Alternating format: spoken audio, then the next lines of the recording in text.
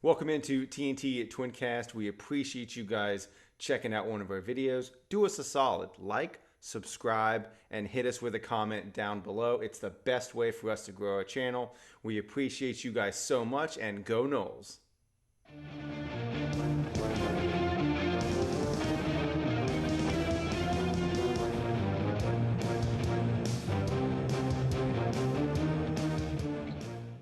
Welcome into TNT TwiniCast. This is the Garnet and Goal Line podcast. I'm Tory. That's Thomas. How you doing, Tom? Doing awesome. How are you?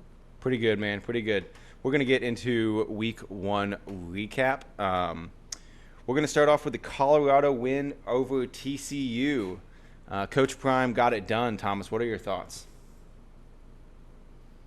It was a really, really fun game to watch. It was back and forth. Shedeur Sanders was all over the place. 500 yards, 510 yards, 4 or 5 touchdowns. I can't remember exactly, but he was just throwing beautiful pass after beautiful pass. Everybody on Colorado, it seemed like they were stepping up when they needed to. It was an extremely exciting football game, and I honestly did not have Colorado picked to win this game. Um, I know Pat McAfee had that really awesome hot take on College Football Live, which was really exciting. But yeah, Coach Prime seems to have that secret sauce. I was a really great football game.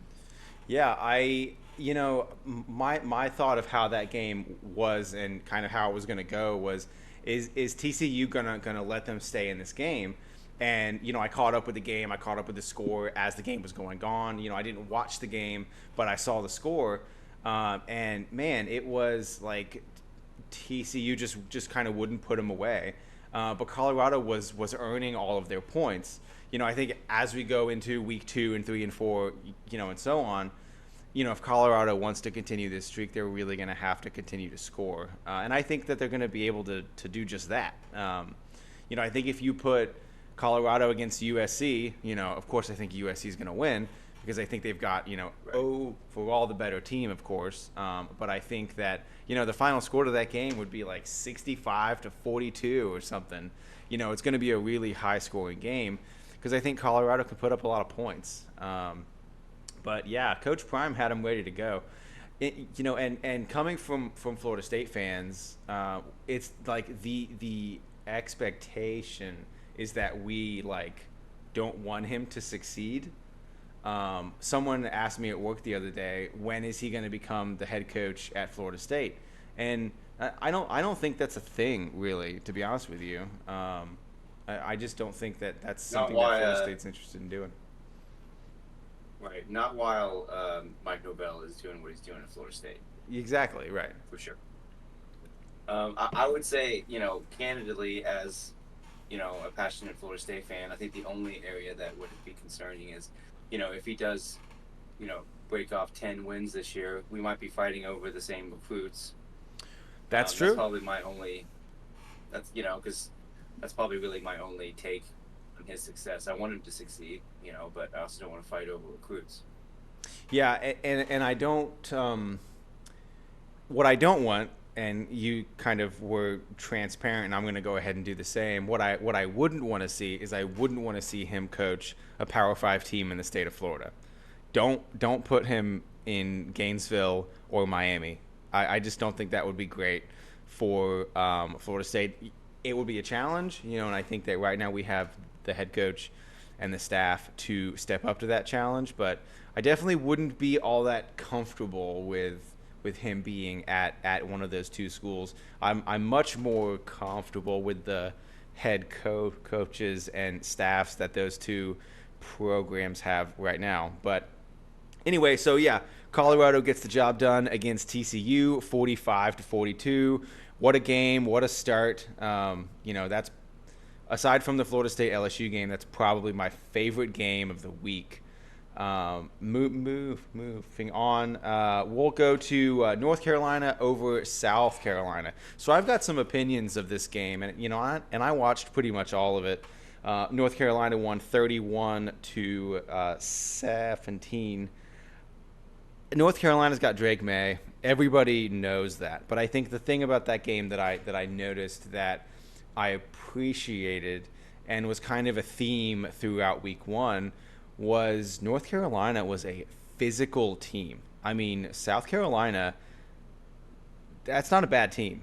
And physically, I thought North Carolina really showed up, really dominated the line of scrimmage. When you have a quarterback like Drake May, it really allows you to do some things. It allows you to be really creative. There were a few things that surprised me a little bit about UNC. I thought their wideouts were a little bit better than I thought. Not sure if that's a USC thing or a UNC thing. But yeah, great week for the ACC. North Carolina got that win. Before we move on to the next game, Thomas, what are your thoughts on the North Carolina South Carolina game? So I watched this entire game from kickoff to the end, and one of my biggest takeaways, to your point about the physicality, was the defensive line. Um, the Yeah. Tar Heels sacked Spencer Rattler 9 times. You throw in a quarterback like Drake May, who's almost better off script, and Mm. then you throw in a defense that's absolutely smothering the quarterback. And I'm surprised that South Carolina scored 17 points, honestly. Like you said, North Carolina was much more physical, but it was the defensive line and it was Drake May, in my opinion, that made the difference in this ball game.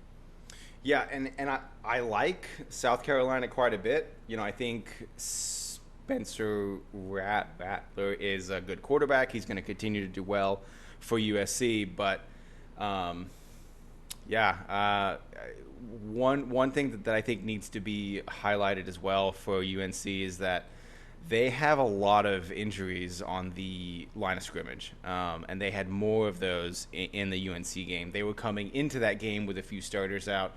They had lost a guy during spring, so the line of scrimmage has really been a challenge for USC, and I don't expect that to get any better for South Carolina going down the line. They've got some teams that will clearly be better than UNC at the line of scrimmage, so it'll certainly be a challenge for that team to move the ball and to be able to perform on the line of scrimmage, which in the SEC, if you can't play well along the line of scrimmage, you're going to have a really hard time putting up points or really competing at all.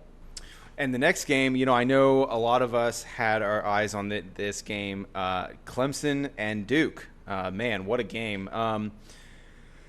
Duke wins 28-7 in a game where Clemson just couldn't really seem to get anything going.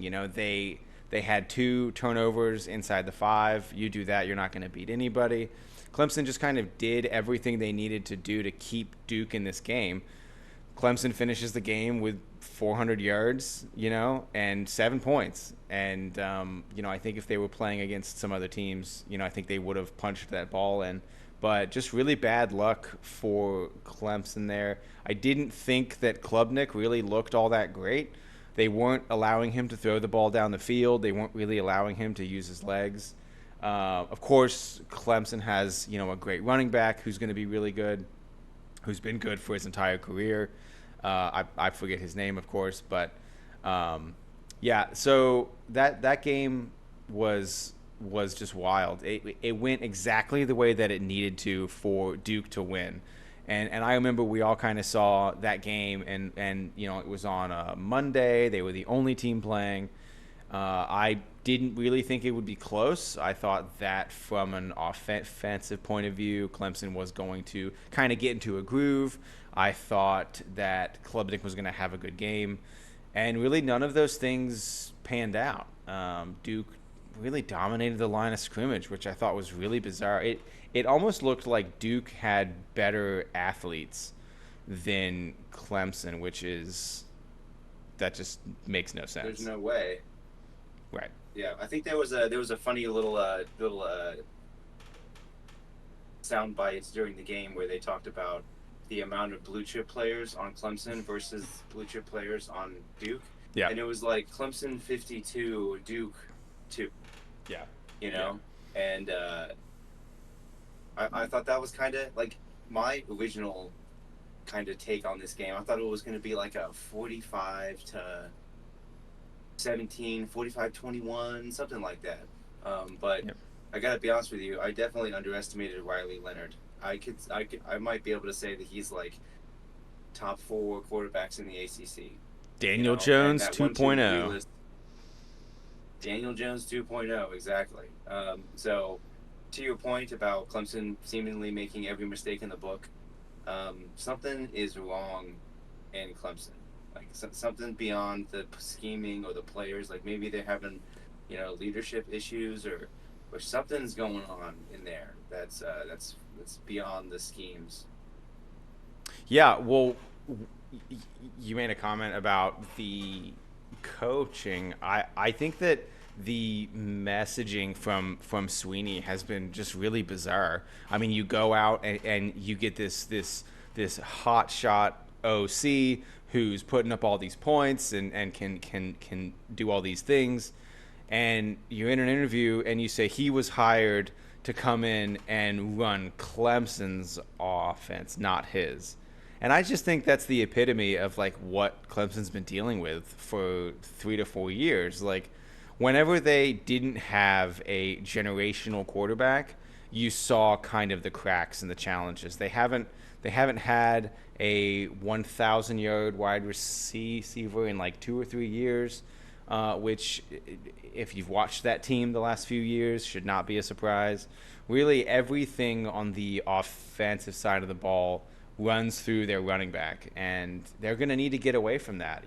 If Clemson expects to compete against Florida State, they're going to have to throw the ball down the field. Cade Klubnik is going to have to throw the ball down the field, and they're going to have to feel okay with trying to take risks because they can't slip screen Florida State to death. They just can't do it.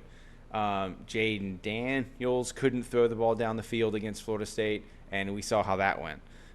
If they intend for Klubnik to just not fire it down the field and just take that risk with a young quarterback, I don't see them pulling out that win against Florida State either. But this is about the Duke game. Yeah, it was just wild. Congrats for that team, that school, that coach. Mike Elko has done just an absolutely phenomenal job there.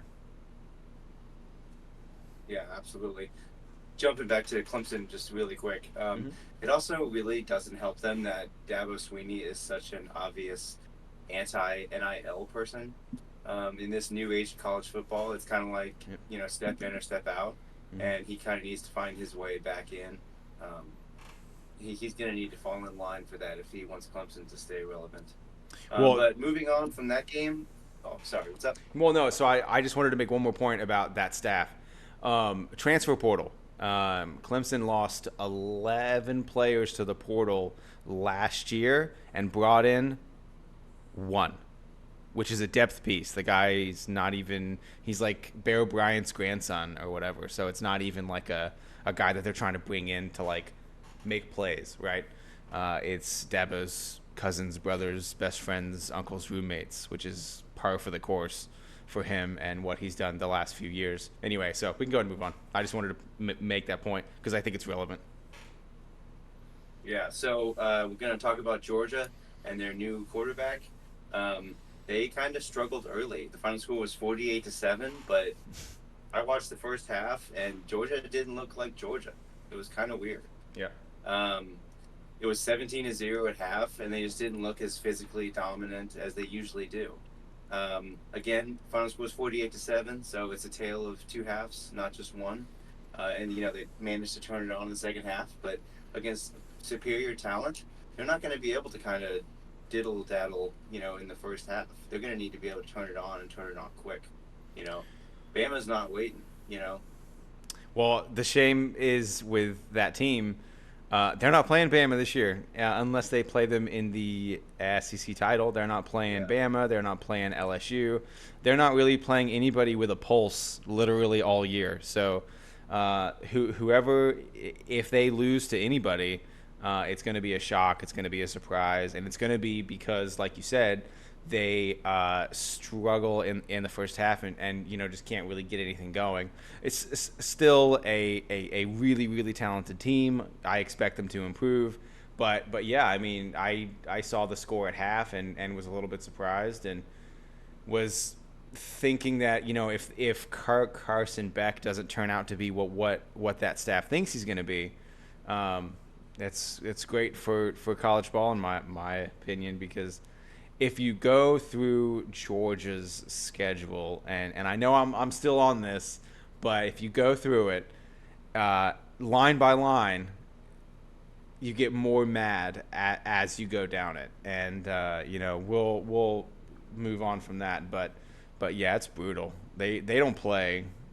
It is a cupcake buffet for sure, and frustrating. I know they got Florida State coming up here soon in a few years, so that should be exciting. Hopefully, all the good players are gone by that time.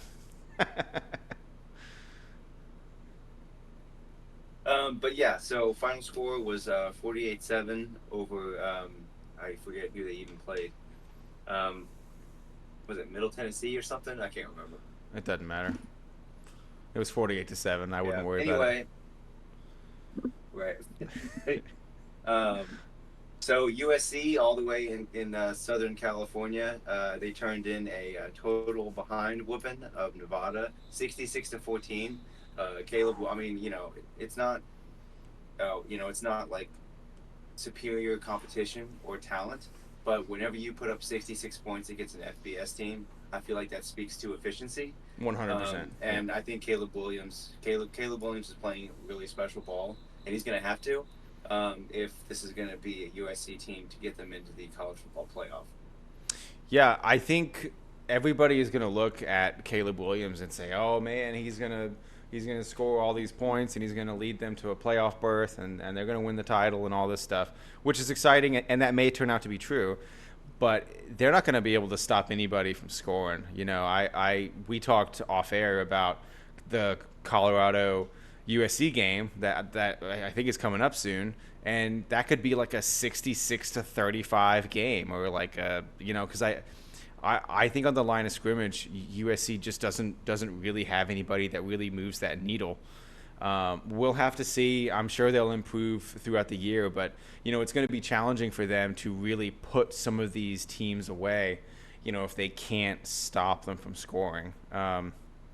That's my biggest call out with USC is they're going to score all these points and they're going to look really crisp and clean doing it, but can they shut anybody out? Can they keep somebody from scoring? I mean, I know they only gave up 14 to Nevada, but it's Nevada, so we'll need to see going forward. Like I said, I think they'll improve, but we'll just have to see where this USC team lands. I have concerns with USC when they start playing like I think a North Carolina USC game, Southern Cal. Would be an incredible game because I think those two are very, very similar teams. You have elite NFL-ready quarterbacks with a defensive unit that I'm not sure could really stop much. Yeah, kind of bouncing over to the Pac-12. It was like the best week the Pac-12 has ever had. And kind of going back to your doubts about USC, they got to play. They're still going to have to play Oregon, and they're probably going to have to play Washington. So Yep. Michael Penix Jr. is flinging the ball around. So Yep. there's a lot of competition in that top half of the Pac-12. I think they went 14-0 last week, which is pretty impressive considering that this is the last year that conference is going to exist, which I thought was pretty funny. So the last game we're going to talk about is the Florida State LSU game. Woo! Super exciting. I couldn't believe we scored 45 points. It felt like that second half was a dream. It was like when Jordan Travis pulled it and then we scored to go 24-17. I was like, sweet, we got a touchdown. Like it's probably going to be a final score is probably going to be like a 35-31 or something like that. But defense just stepped up in a huge way, and LSU seemed to have no answer for just about anything in the second half. Man, I've rewatched that game so many times now, and the first half kind of and I told you this before. The first half just kind of went exactly how I thought the whole game was going to go. Punch to the face, counter punch. These are two really good teams, squaring it up, really talented. They're both going to make plays. But once the physicality of the Florida State defensive line of scrimmage really started to take control of the game, in the third and fourth quarter, it just turned on a dime, and Florida State just kept scoring. And yeah, incredible start to the year, incredible win for Mike Norvell and his staff. What it's done for recruiting for Florida State's really exciting. We're definitely going to see some benefits from that, but yeah, we're going to turn the page Yeah. on the Florida State LSU game. But man, Oh, hold on. There's, there's one more thing I wanted to say. okay, okay, So jumping back to the Duke and Clemson game, I gotta be honest. I kind of wanted Clemson to win that game so that right. like the Florida State Clemson game was like the pinnacle of the year. Now with Duke having beaten Clemson so convincingly, it's almost like for Florida State, especially after the LSU game, it's almost like run the table or bust. And but Yeah. then on the second half of the year, I would much rather play like a North Carolina or even a Duke. I'd rather play them than give Clemson a chance to finally play up to their potential when Mm-hmm. it's absolutely necessary. Um, so yeah, that's just what I wanted to kind of like to talk about with Duke over Clemson and the ramifications in the ACC. Yeah. No, I mean, I agree with your comments about the Clemson game. Just for me, so if we still had the Atlantic and the Coastal, I would agree with you. I would prefer Clemson win that game, but because of the way it is now, I would want them to lose every single game so that they have a harder chance of getting into that title. Because from a talent point of view, like the point you just made, they're clearly either one or two as far as the most talented teams in our league. So yeah, I'd rather not see them in the ACC title, and it really helps Florida State that they have already dropped an ACC game for sure. But like I said, we're going to turn the page on the LSU Florida State game. Great way to start the year, really exciting. Couldn't believe it. I thought it was going to be like a nail biter, like it was the prior year. So congrats to Mike Norvell Oh and that yeah. staff, and hope they continue to grow, continue to get better, and continue to learn from that game. Um, we have USM coming up this Saturday. Thomas, what are some players that Florida State fans should look out for when they play USM Saturday night at 8:30, which is way too late. But anyway, I'm not going to rant Yeah. on that. Tell us about our players. So there's a couple ballers on this team that we got to talk about. You can't really talk about USM without talking about their bell cow running back Frank Gore Jr. I've heard that name You heard that before. right, Frank Gore. Woo. Yeah, Frank Gore Jr. And what's crazy is he looks just like his father, which is really weird. But after that, you've got the quarterback Billy Wiles. Good quarterback. He was 21 for 28, 267, 3 touchdowns and 1 interception. Hmm. You've got Jacarius Caston. It seems to be their best wide receiver. He had 5 receptions for 104 and a touchdown. And I think this stat line kind of speaks to some of the athleticism in the backfield. You've got Rodriguez Clark. He had 9 touches for 54 yards. Frank Gore Jr. actually didn't have a very good game. I don't have his stat line, but I think he ran for less than 45 yards, I think is what it was. So they've got a couple guys in the backfield, but so they'll probably get theirs, make a few plays. I don't think Billy Wills is gonna throw more than 300 yards in this game. I think our athletes are gonna take over, but yeah. So you've got Rodriguez Clark, the receiver. You've got the second string running back. You've got Jacarius Caston, their best receiver, and then Billy Wiles, quarterback, and then Frank Gore Jr. So you've got about 4 ballers out there that we got to keep an eye on. Nice. Yeah, I listened to a USM podcast today, and they talked a lot about the wideout core and how well they did against Alcorn State. USM won that game 40 to 14. So they can clearly put up points. It goes without saying that Alcorn State versus Florida State are not the same thing. So I'd be curious to see kind of how that talent stacks up against the Florida State defense, and I know we'll get into that. How do you expect Florida State to go about this game? Do you expect them to focus a lot on the running game? Do you expect them to continue slinging the rock? What would your approach be in this game? So for me, I would prefer it if they just leaned on their athleticism and physicality, and just ran the ball. Yep. Um, maybe even get Jaheim Bell mixed up in the running game.